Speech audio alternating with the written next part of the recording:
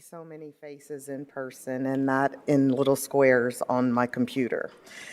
I am Carla Williams Scott, Director of the City of Columbus Department of Neighborhoods, and welcome to the 37th Annual Yom HaShoah Holocaust Remembrance Program. I appreciate Mayor Ginther, Council President Hardin, and all of our elected officials and distinguished guests for joining us today. Recent events around the world, across our nation, and even here in Columbus, offer stark reminders for how vitally important today's program is. Today, we ensure that we will never forget the horrors of the Holocaust. Today is also an opportunity for each of us to consider how we can help increase understanding and tolerance in the community and take a stand against hatred and oppression of others.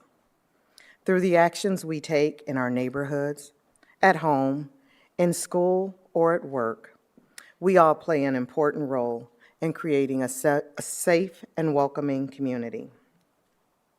Thank you again for dedicating this time to reflect on the lessons of the past and to consider how these lessons can guide us toward a stronger Columbus for everyone. Now, I would ask that you please stand for the presentation of the colors from the Fort Haste High School Color Guard. They will be followed by the Jewish War veterans, and then our council president will lead us in the Pledge of Allegiance.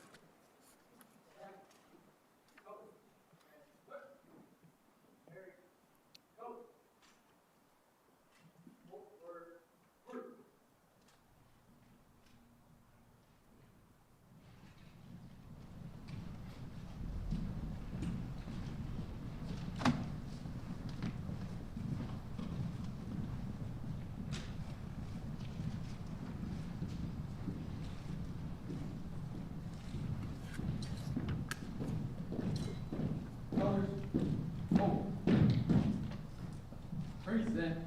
Coach.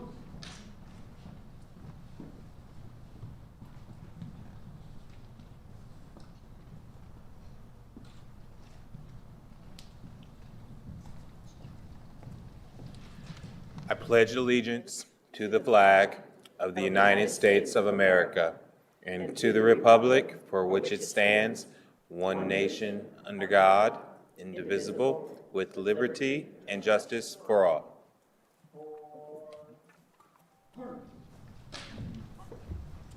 Coach.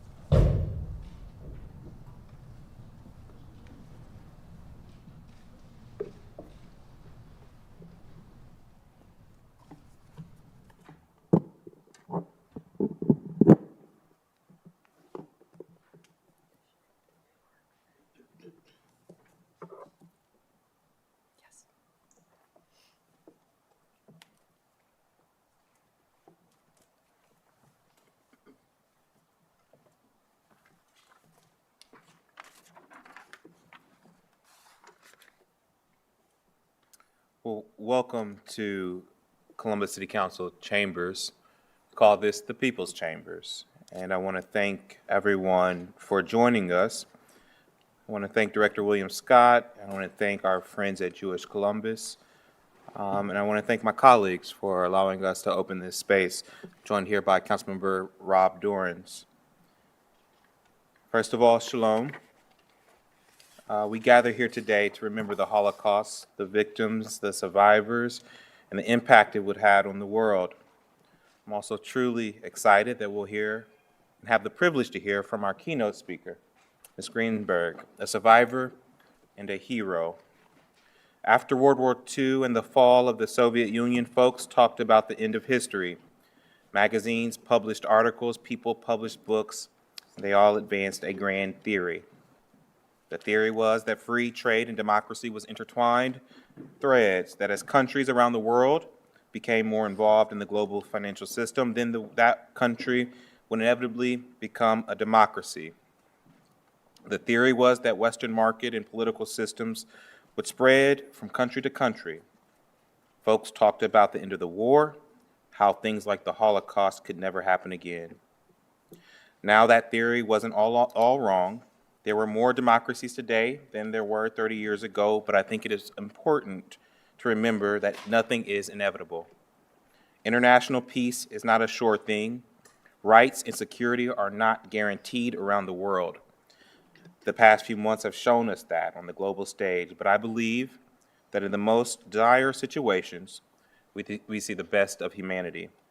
In the face of Russian aggression, in the face of lies and disinformation, we've seen the Ukrainian people and their leaders, their proudly Jewish leader, stand up to defend their families and their land.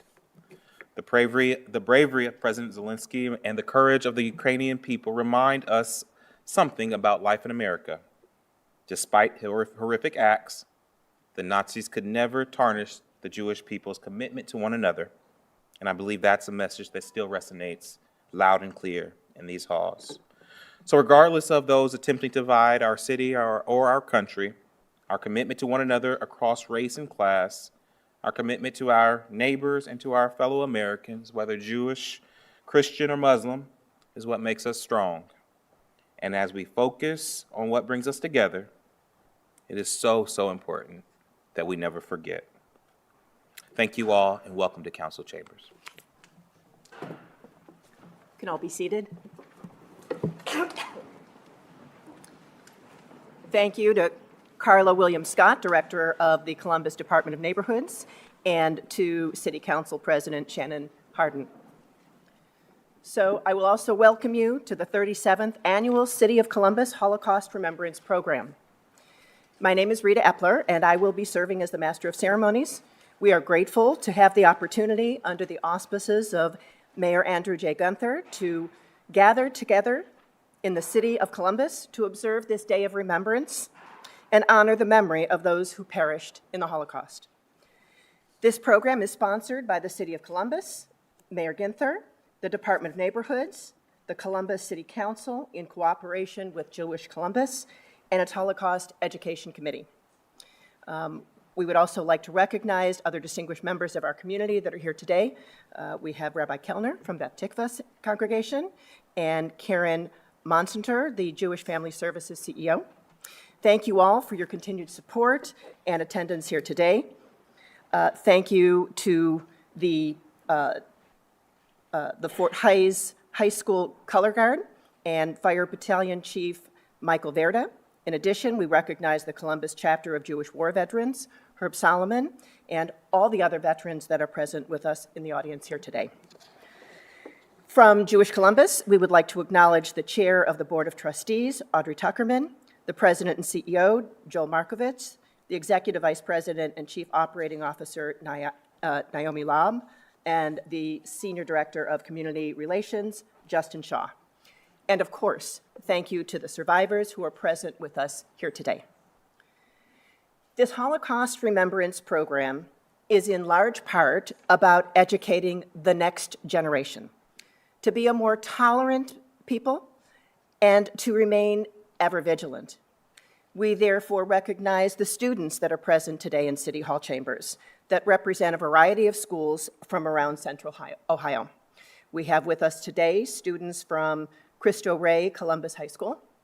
We have Dublin Kaufman High School, Hilliard Davidson, Darby and Bradley High Schools, and Phoenix Middle School of Worthington. And it is now my pleasure to introduce Mayor Gunther, who will be giving us an introduction. And Mayor Gunther, I turn it over to you.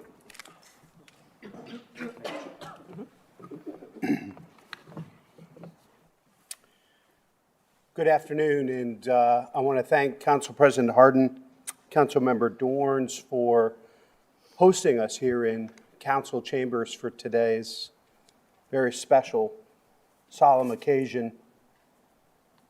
I'd like to start off by having all of the students that have joined us here today, if you could just stand for a moment. All the students.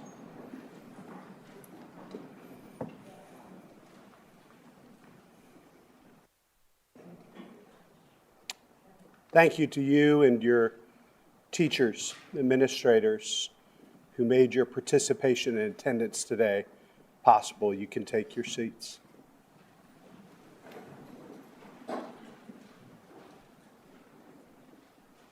Thought that would be a powerful symbol to us about why we're here today, and a powerful reminder to you as students.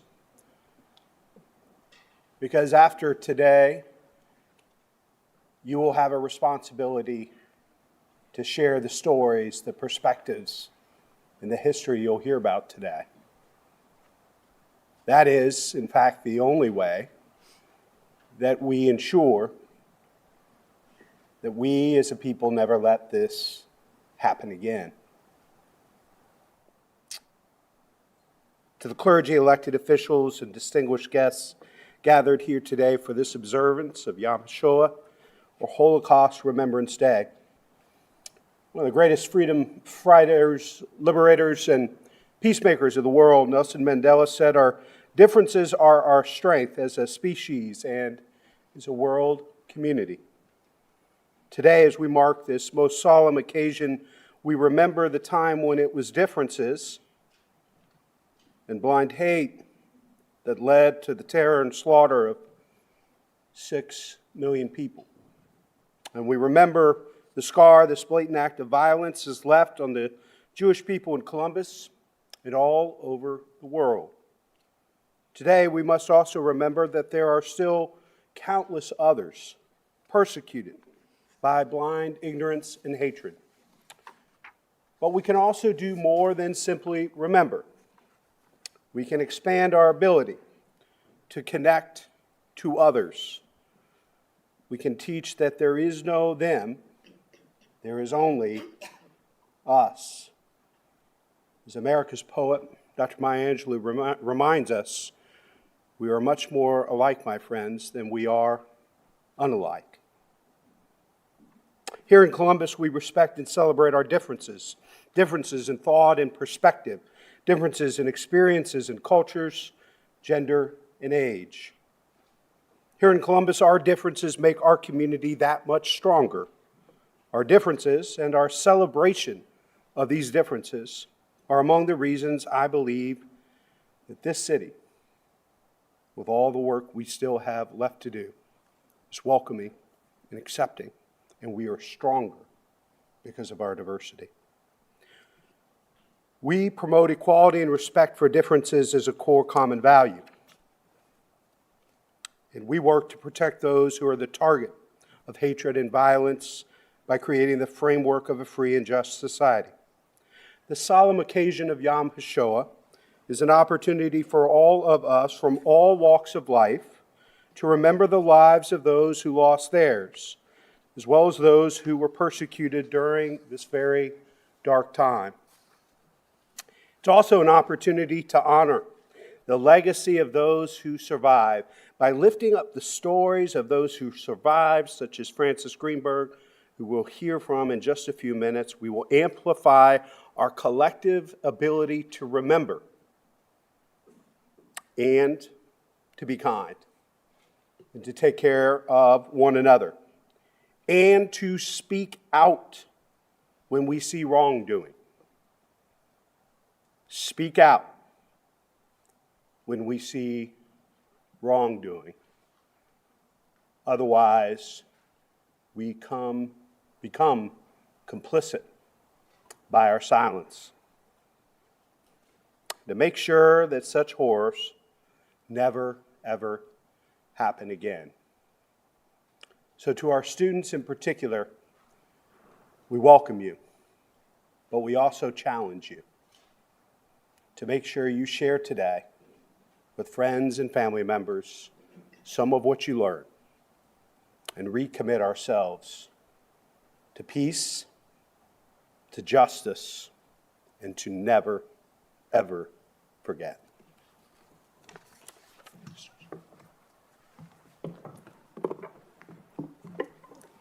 Thank you, Mayor Ginther, for your heartfelt and inspiring words, and for your willingness to continue to support this significant annual Holocaust Remembrance program. The Holocaust raises many questions about humanity, life, and faith. We are here today to recall, memorialize, and bear witness. We recall the events that led to the Holocaust in order to learn from them. We remember those who lost their lives. We remember those who survived and carried the experience of the Holocaust throughout their lives. We remember those who helped to bring an end to the Holocaust. And we remember those who liberated survivors. And we remember lest we forget and bear the consequences. The events and circumstances that led to the Holocaust were both simple and complex. The rise of Nazi Germany after World War I set the stage. The first concentration camp, Dachau, was established in 1933 as a prison in a process to instill fear into the population and silence political opposition. Boycotts of Jewish businesses began. Jews were barred from educational institutions, hospitals, professional employment, public parks, libraries, and even beaches. Anti-Semitism grew until the Jews were stripped of citizenship through the Reich citizenship laws. Then the infamous Nuremberg laws of the Third Reich in 1935 segregated Jews by barring intermarriage, household employment, and displaying of national symbols by Jews. By 1938, Jews were being encouraged to leave Germany.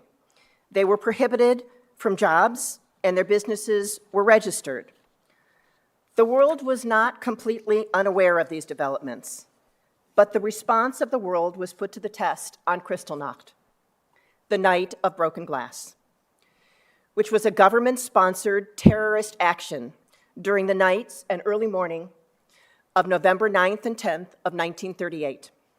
Hundreds of synagogues throughout Germany were destroyed.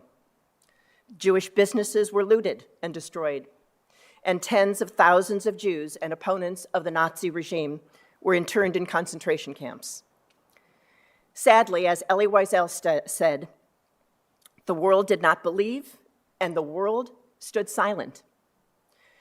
Kristallnacht is viewed by many as the tipping point toward the implementation of Hitler's final solution, the genocide that was the Holocaust. Without significant response from the international community to Kristallnacht, the discrimination and destruction continued.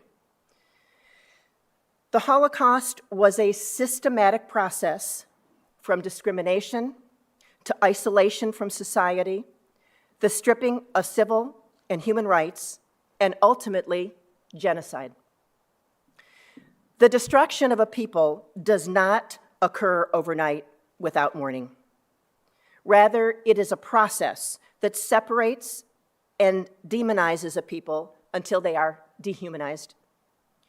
When the Nazis and their allies implemented the final solution, the Jews and the other groups identified for extermination, such as homosexuals and gypsies, fit squarely into a category of other that no longer had a right to live. We are also here to acknowledge that hatred is often contagious. When any group is discriminated against, it is usually just a matter of time before others are included. Jews in Europe gradually began to understand the goal and the magnitude of what was happening, and organized resistance began.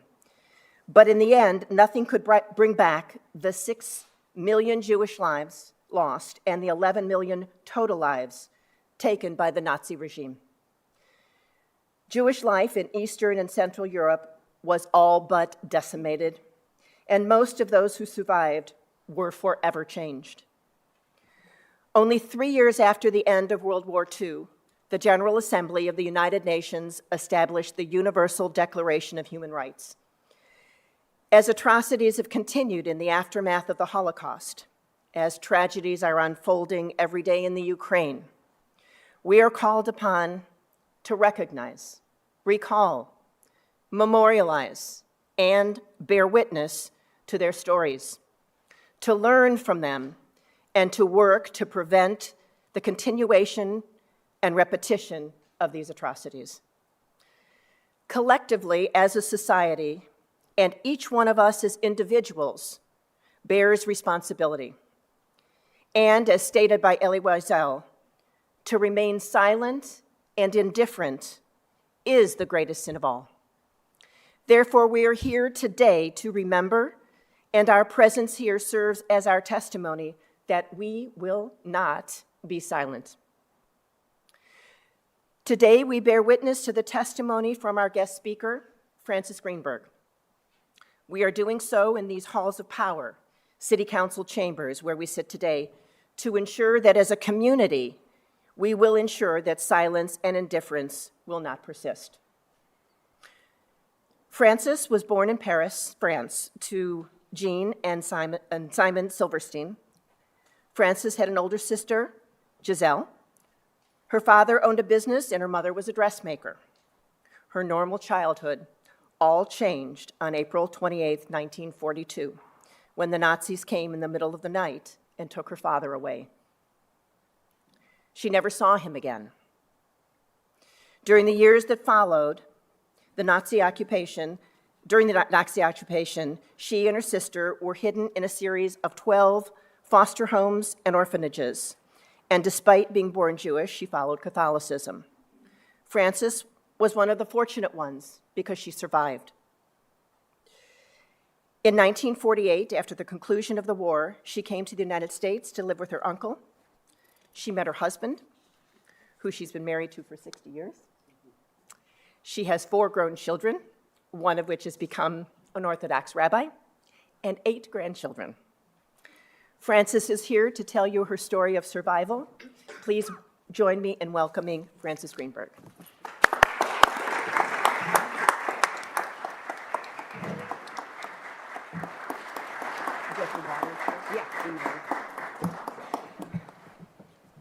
Put your foot on this. Thank you. I'm here. Put your water right there. It's nice to finally speak with faces, because for 2 years I haven't been able to do that. I am Frances Greenberg, and I am here to share with you my life as a Holocaust survivor, and I was a hidden child. I have to tell you that my short-term memory is not good, but my long-term memory is very good. My mother didn't like that I remembered so much.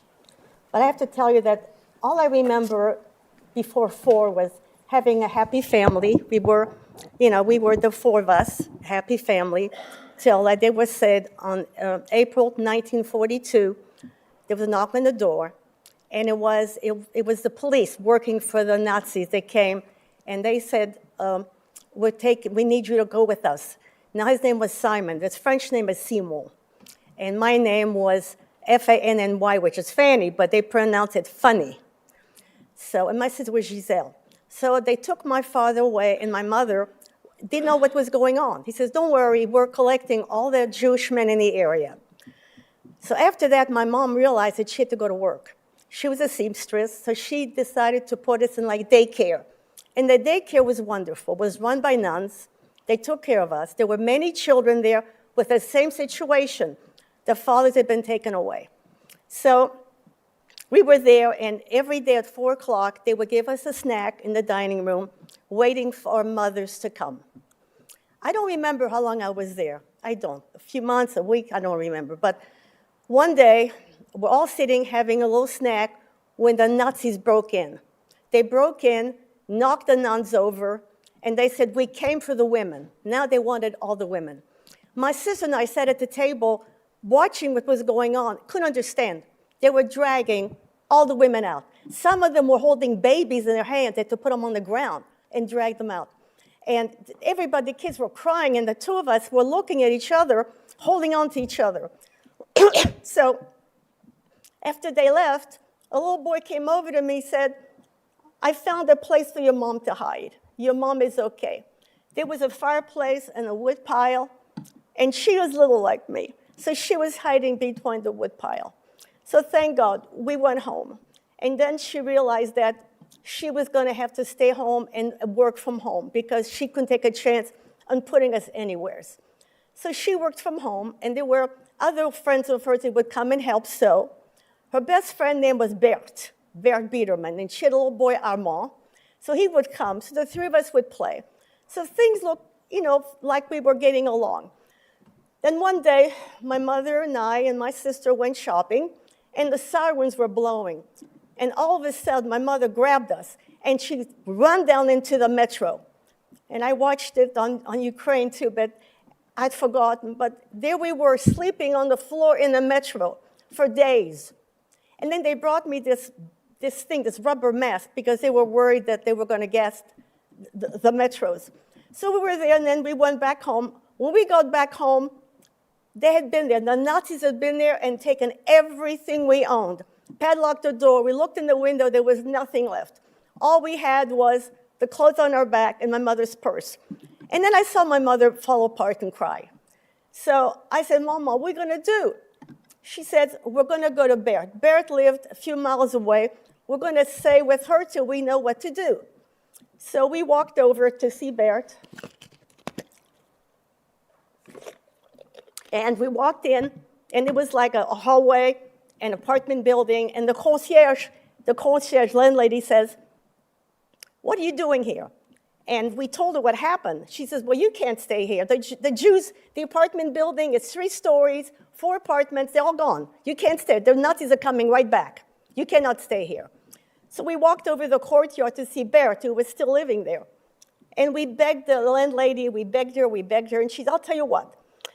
If only a few days you can stay here, but you have to stay on the top floor in the last apartment, and if you hear anything, hide in the closet, because if they find you, they're going to take me too.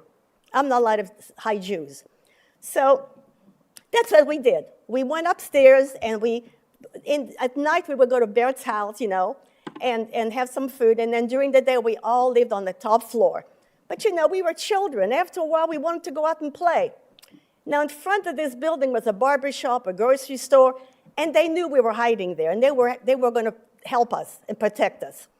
So they gave us a ball. We would play ball in the street, and for a while there, things were okay, except my mother and my dad to wear Jewish Star of David, the yellow star. And if they came out, the French would spit at them because they blamed them for the war. So anyways, I'm upstairs with Bert and my mom, and my sister Giselle and Armand playing in the street, and all of a sudden, we hear this noise, and the Nazis are marching down the street. So my mother looked out, and she thought, oh my God, they're going to be gone. The barber came out, and he said, come. He pretended to be their father. So he took them in. So my mother said, well, maybe they'll survive. So the 3 of us went in a closet, and I still remember a pillowcase or something my mother put over me to hide me like in a pillow. And she says, do not say a word, do not talk, nothing. Just be really, really quiet. So we could hear the Nazis, walking up and down the steps, looking at the apartment, and they were laughing, and the landlady comes up. And they're sitting on the top step, and she brought food and wine, and whatever she did, they were laughing and talking, and she started to walk down. They followed her. They forgot to check the last apartment. I wouldn't be here today. So it was amazing. So my mother said, well, she said, we're going to have to do something. So she and Bert called the underground, the Jewish underground. And there was the Haste, there was Sauver les Enfants, there was different organizations. So this lady, Pauline, came to her place, and she said, you know what? I'm going to take your daughters and put them out in the country in foster homes, and they'll be safe. And Bert's little boy, Armand, he'll go to, because you can't run and hide with children. You can't. So my sister and I got on the train, and this lady, Pauline, she took us. We were on the train like a whole day. And the first home we were in was a foster care. Their name was Lance. I can remember their name. And they had 3 children of their own. And it was a terrible place because there was never enough food. And any extra food they would give their children. There are days when my sister and I would have a piece of bread in the morning, a piece of bread at night. And my sister would cut it so I would have the bigger piece. That was my sister. But it was a very terrible place to live because we didn't have much clothes. They brought us some clothes from the Jewish organization, but we didn't have boots. It was snowing.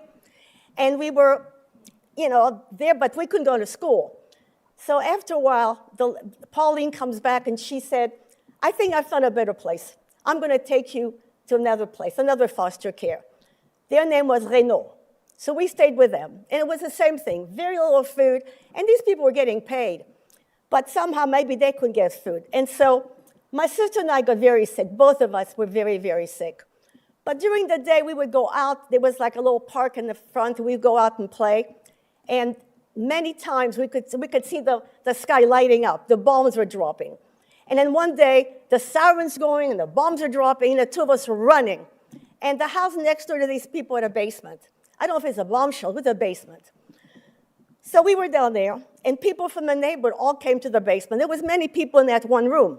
I don't remember how we ate or used the bathroom. All I know is that I would stand in a corner, and every time a bomb would drop, I would scream. And my sister would hold on to me. She was amazing. So after a few days, we came up from the basement, and we saw all the homes that were bombed to the ground. To me, after a while, I thought, this is the way life is supposed to be. I mean, I didn't know any different. I thought, it's terrible. And I was happy to say that I wasn't a Jew, because I thought something was wrong with me being Jewish. So from there, Pauline came back, and she said, we're taking you to an orphanage. There was a chateau that they turned into an orphanage. So I was there for a while, but then I got really sick, and I had what they call childhood tuberculosis. So they had to put me in a sanitarium. And a sanitarium was run by the nuns, and they found my sister a place in the convent next to where I was, so I could see her. And the nuns were wonderful. I was a very good Catholic girl. I followed everything. I remember she'd say to me, now I have to tell you, my name was not funny anymore. If you see anybody walking around, and there were, Nazis walking around, looking for Jewish children, thank God we were blonde and light eyes. We didn't look, what's a Jewish child supposed to look like? But they would take some kids out of the sanitarium. And I would stand there, and the nun said, don't talk, just stand. I was like 6 years old, trying to be quiet and not be scared. So we were there, and the nuns were wonderful. But like I said, the nuns, I learned about Catholicism, and I felt like, okay, I'm going to be a good Catholic girl from now on. But one day, everybody's jumping and laughing and crying, and what's going on? The war is over, the war is over. The war is over? So I thought, oh my God, I'll see my mom again, and my dad, and my sister, we can go back. And my mom came to get the both of us, took us back to Paris, and back to the apartment we lived in, where the Jewish organization had brought furniture and everything. So we were there, we got in the apartment, and it was very strange because I could tell that my mom was not doing well. My mom was sick. The running and the hiding, that she was, she just could not do a lot of things. And some of her friends would come and help her because she couldn't go shopping, and I didn't realize how sick my mom was. I didn't realize how sick she was. And so Pauline comes back, and she says, your mom's got to go to the hospital. Running and hiding and what she went through, it's made her very sick, and she needs to go to the hospital. So you two are going back to foster care. See, here we are. The war is over, and we're back to foster care, and it's the same. And the couple we lived with were terrible, older couple. We walked in, and they had soup on the table, and I said, "This soup," and go to bed. And I said, "Where do we sleep?" Over there on the blankets. I can't believe how bad this place was. And it was very, very little food.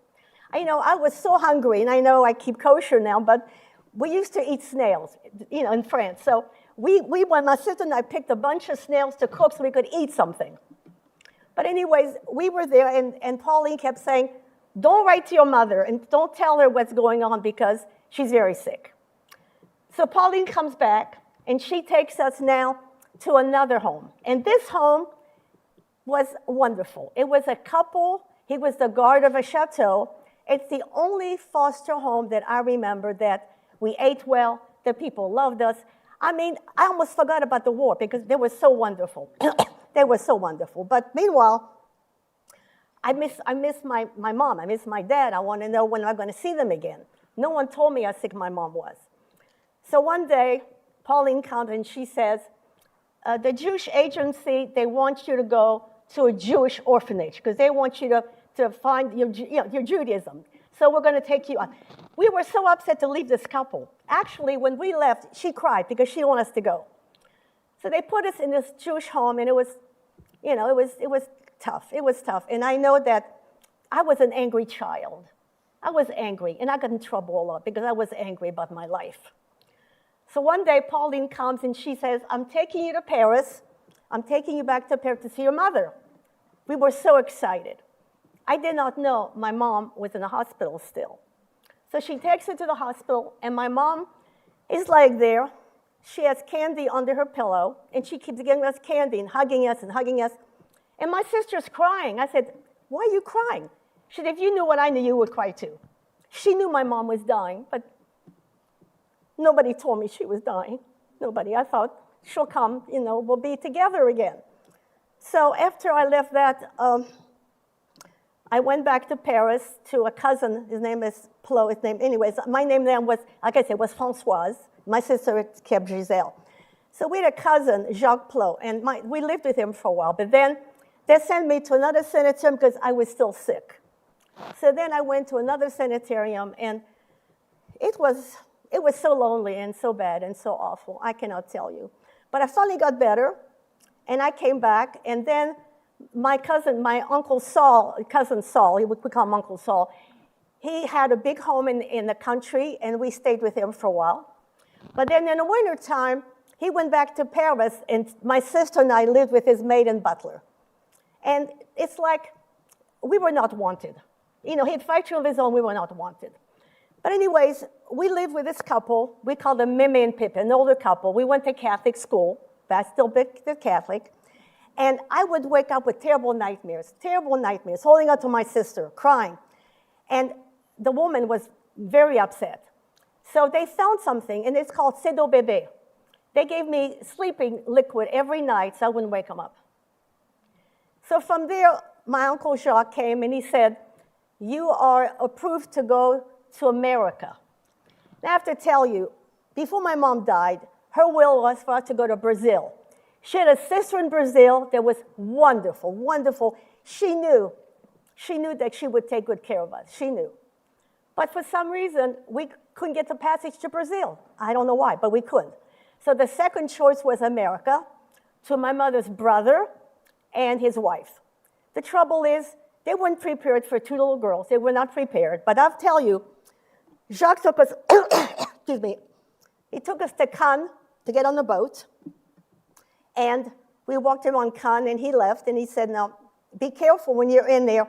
Make sure that, the only thing we had of my mother was her pearls, long, beautiful string of pearls. And my cousin Jacques, he puts it in a suitcase, which was not a good place to put it. So anyways, we walked him on Cannes, and we got on the ship, and here was a 10-year-old and 11-and-a-half-year-old on the ship, the Sobieski, for 10 days alone. 2 little girls alone. And it was a rough trip. We were sick, and there was no one to help us, and it was terrible. And the only good thing is when we got to the port of New York, we saw the Statue of Liberty, and everybody was singing and jumping and laughing. The Statue of Liberty, oh my God. So I said, well, maybe this is good. Maybe things will be good.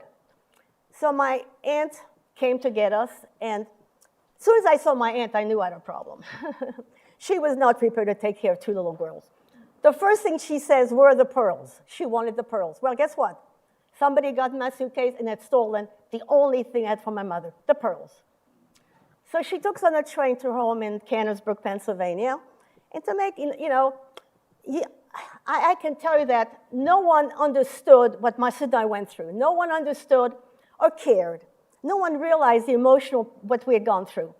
And my uncle, he was a nice man, but she ran the house.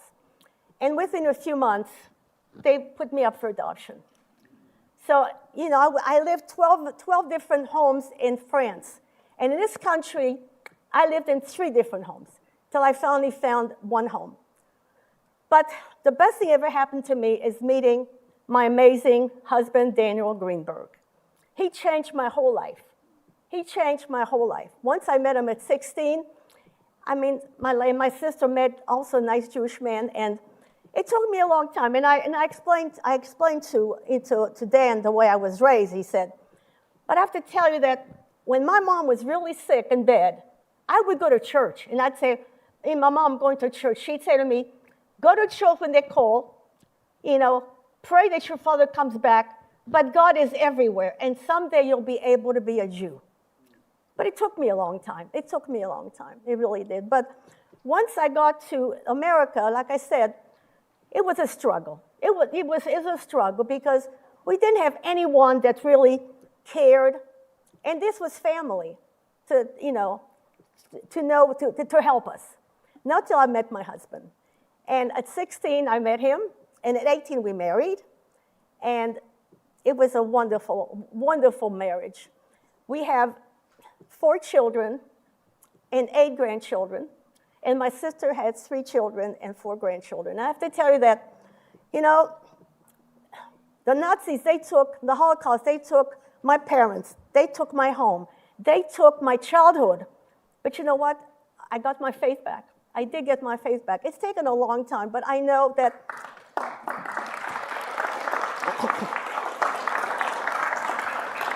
when I speak, it's still emotional. And the reason why it's better than I thought I would have, because just rehearsing, I cried. I lost my husband a few years ago, and he kept telling me, I'm so sorry, I'm so sick. And unfortunately, my sister passed away a year and a half ago. And without my sister and my husband, I felt lost. I felt alone. I have wonderful children, but children have their own lives. Without them, it's been very difficult. But I know I have to keep going for them, and I need to do this not only for the 6 million Jews in my family, but for everyone that was involved in the Holocaust. And I'm doing the best I can to keep it alive. I've been speaking to schools now for like 16 years, and the children are wonderful. But I have to tell you, I will keep doing as long as I can. Thank you for coming.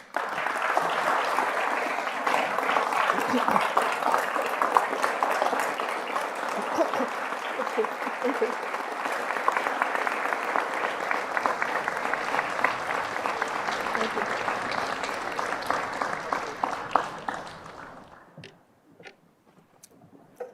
Get my water. Thank you. I'll get it.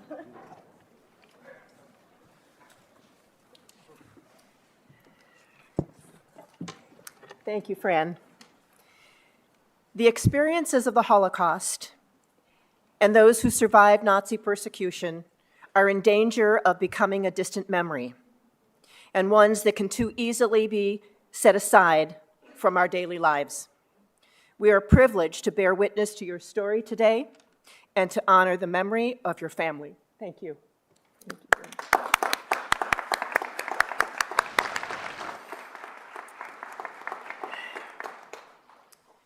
In addition to the 6 million Jews who were murdered by the Holocaust, there were also 5 million other individuals that were murdered by Nazis, including trade unionists, people with disabilities, gays, gypsies, and Christians. There were also non-Jews who, despite the grave risk to their own lives, were willing to shelter Jews that were being hunted by Nazis. Rabbi Braver will present 5 representatives to light candles in memory of the 5 million individuals murdered by the Nazis during the Holocaust. We will begin our candlelighting ceremony with the song Eli, Eli, written by Hannah Senich and performed by Cantor Gail Rose. Hannah Senich was a young woman from Hungary who moved to Israel and then volunteered to return to Europe to save Jewish lives. She parachuted into Yugoslavia, went to Hungary, and then was discovered by the Nazis and executed. She was known for her heroism and her poetry.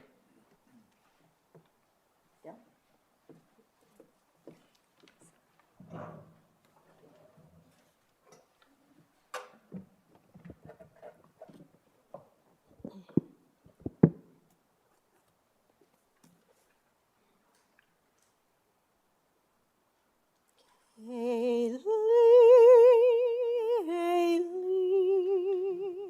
shelo yigamer leolam, hachol v'chayam, rishu shel hamayim, berak hashamayim, tefillat Adam, hachol v'chayom, rishush shel hamayim, berak hashamayim, tefillat Adam. Oh God, my God, I pray that these things never end. The sand and the sea, the rush of the waters, the crash of the waves, the prayer of the heart, the sand and the sea, the rush of the waters, the crash of the heavens, the prayer of the heart.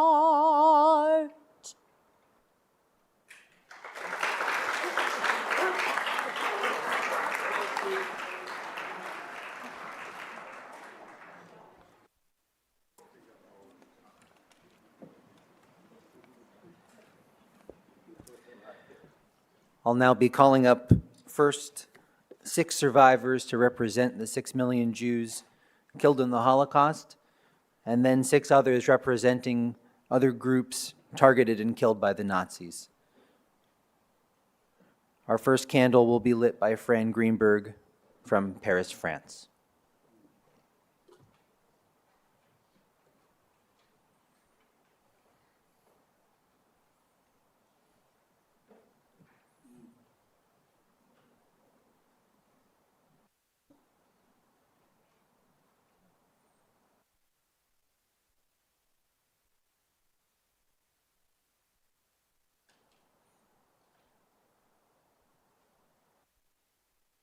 For the second candle, I call Asya Greenberg from Zaporizhia, Ukraine.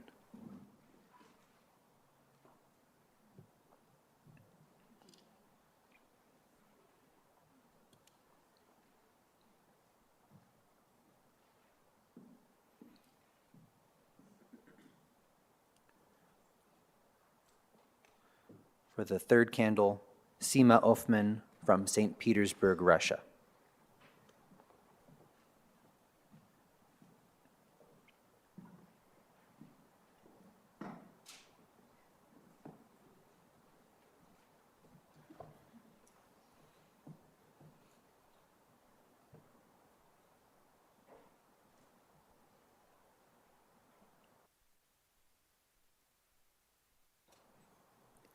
For the fourth candle, Dora Weisberg, born in Chernobyl, Ukraine.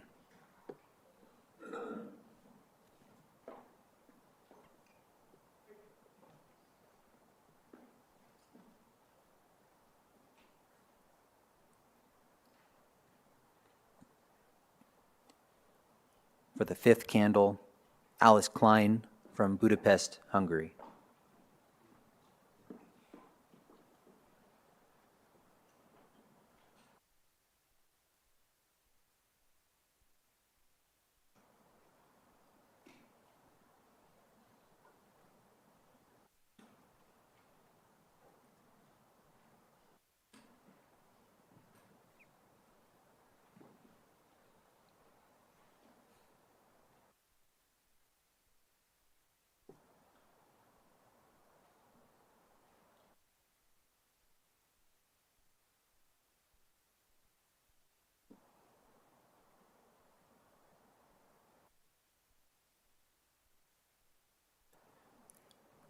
For the sixth candle, Igor Osmak from Nemirov, Ukraine.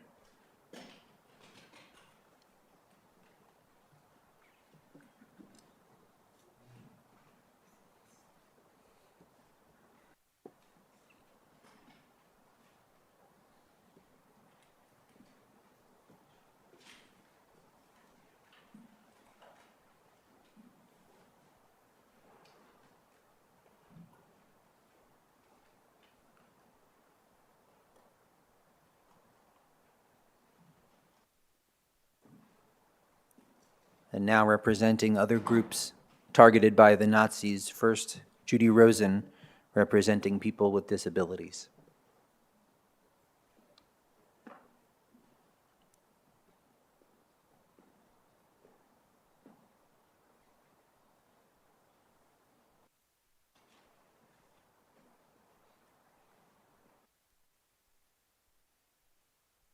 For the second candle, Council President Shannon Hardin, representing the LGBTQ community.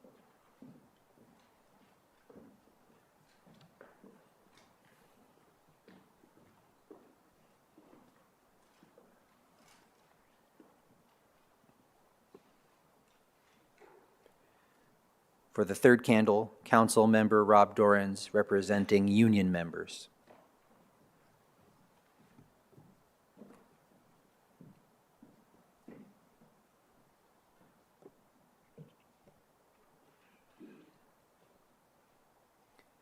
For the fourth candle, Herb Solomon of the Jewish War Veterans, representing the liberators and the prisoners of war.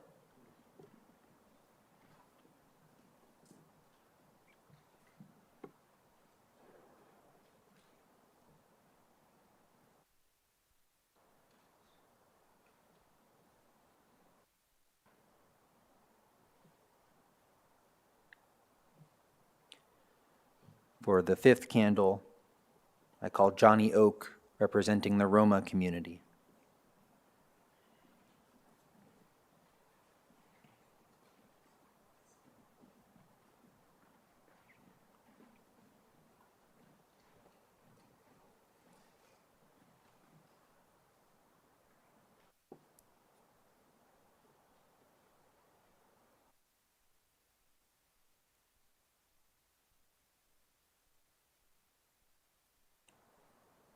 For the final candle, I call Pastor David Swaggerty, representing the Christian community.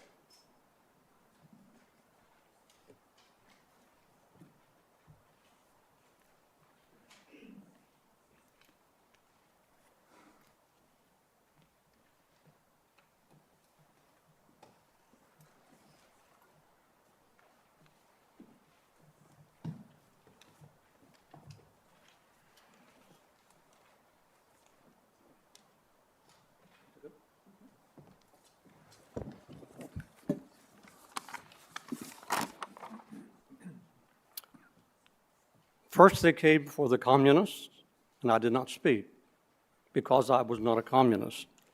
Then they came for the socialists, and I did not speak because I was not a socialist. Then they came for the trade unionists, and I did not speak because I was not a trade unionist. Then they came for the Jews, and I did not speak because I wasn't a Jew. Then they came for me, and there was no one left to speak out for me. Penned by Reverend Martin E. Muller, 1945. Rabbi Braver will now chant El Mola Rachamim.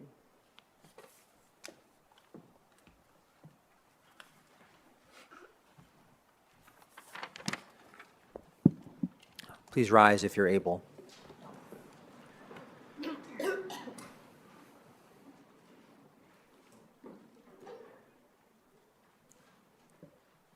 El Male Rachamim, Shochein Bamromim, Hamatzei Menucha Nechona, Tachat Kanfei HaShechina, Bemalot Kedushim Utehorim, Kezoar Harakia Mazhirim, Et Nishmot Kol Achenu B'nei Yisrael, Anashim, Nashim V'taf, שנטבחו ושנחנקו ושנשרפו ושנהרגו. בגן עדן תהא מנוחתם. אנא בעל הרחמים, הסתירם בסתר כנפיך לעולמים, וצרור בצרור חיים את נשמותיהם. אדוני הוא נחלתם, וינוחו בשלום על משכבותיהם, ונאמר Amen. Exalted, compassionate God, grant perfect peace in your sheltering presence among the holy and the pure, to the souls of all our brethren, men, women, and children of the house of Israel, who were slaughtered, suffocated, and burnt to ash. May their memory endure, inspiring truth and loyalty in our lives. May their souls thus be bound up in the bond of life. May they rest in peace. And let us say, Amen.